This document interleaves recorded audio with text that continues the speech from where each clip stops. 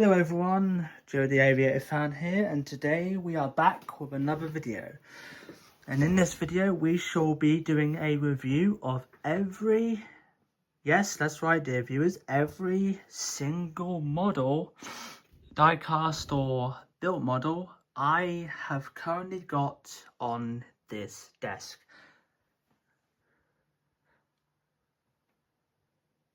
Now this desk originally had my laptop on, but I decided to create a little space for all my models you see here.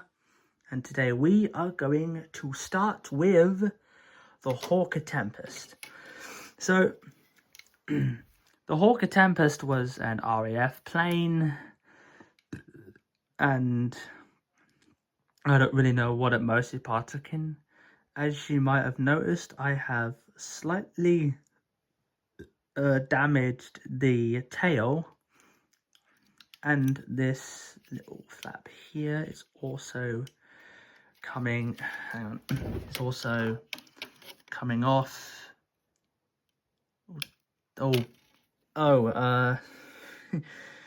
Whoops, what have I done there, dear viewers? Anyways, we don't need that for a while, do we? Let's put this back here. Okay, so our next model is going to be this Spitfire. The Spitfire is an iconic plane of World War II, and I assembled this together. You may have noticed some damage to it, broken propeller, the pitch tails are off, and there is no landing gear. Also, this was the best I could do with the roundel, and it has AFV. And as a bit of backstory, they had things called squadron codes. Well, let's move on to this one. This is a Phantom II, a lovely little jet-powered plane used by the American Air Force, the Marines, and the Navy. This is it. The British had a Phantom, but the noticeable difference is being it has Rolls-Royce spare engines, which means it had to be sort of expanded quickly. There are rockets underneath, but no landing gear because I couldn't be bothered to put it on. Also, there's no canopy either. My foot, sorry guys. Okay, so this is a BA Hawk. Attempted to write a story on one yesterday. Didn't really want to do that, so here we are. This was used at RAF Chivna, however you say it, and has the markings of the 63rd Squadron on. It is XX-288, and it was based at Chivna when BA Hawks were used for tactical purposes, hence why it's in the tactical camouflage here. Next we have the AGM-0. I did a video on that, but I did not like it because I just wasn't really a big fan of it. The propellers, hang on, let me just put this down. The propeller moves, as you can see. Yeah, so this plane was used during Pearl Harbor. It's got some very impressive roundels on. I don't really know what they're called, but the green color of this thing is just phenomenal. Next we have the pride of the V-Bomber Force, the Vulcan, also known as the Avro Vulcan. This was used during the Falklands War for Operation Black Buck. This is XM607, a Vulcan that is based at Norwich, City of Norwich Aviation Museum. Unfortunately, yes, the landing gear is gone because I have a thing for abusing my own models. Yeah, that's right. I like to abuse my models. This is a French Air Force One. I also abuse that. Funny thing is, whenever I get die-cast models, I can't help but break them, which makes me a bad model collector. So I'm probably gonna quit this model collecting fiasco, but I thought I'd give you a review of all the models I have so far.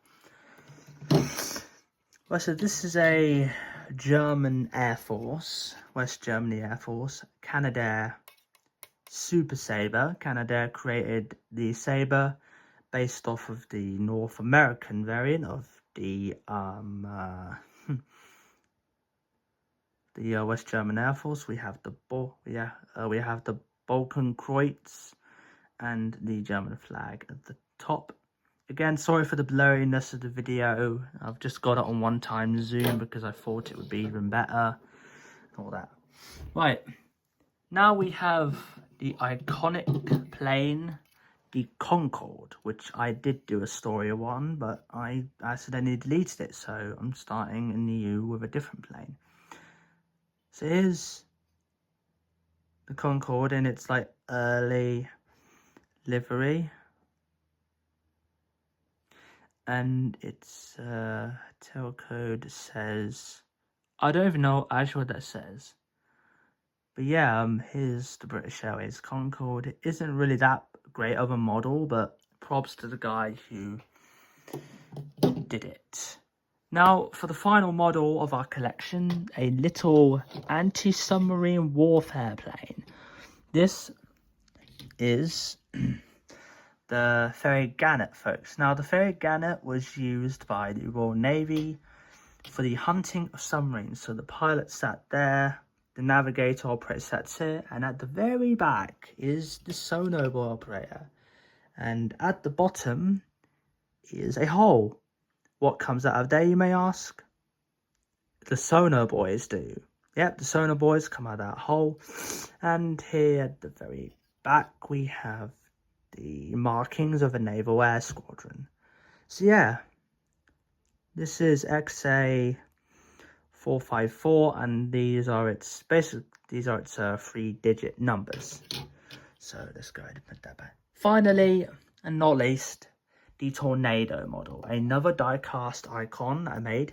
This is a Luftwaffe Tornado. The German Air Force actually, believe it or not, still uses the Tornado, but it will get phased out soon because the Typhoon will be taken over again. I haven't done really my best effort on this because there ain't really no landing gear, but this was the best I could do. The paint work was a bit rushed, so there we go. So anyways, that concludes the model review. It's just a fairly short video, just thought I'd show you guys my models and stuff. And hope the video's enjoyable for you. I might collect one more model, but as a whole, these are all of my models. So anyways, thank you so much for viewing this video, or just thank you overall. And I'll see you guys in the next one, which will probably be, it'll be a church look around video at Brockdish, either on the first Friday or Saturday on September. Anyways, thank you so much, and Joe the Aviator Fan, over and out.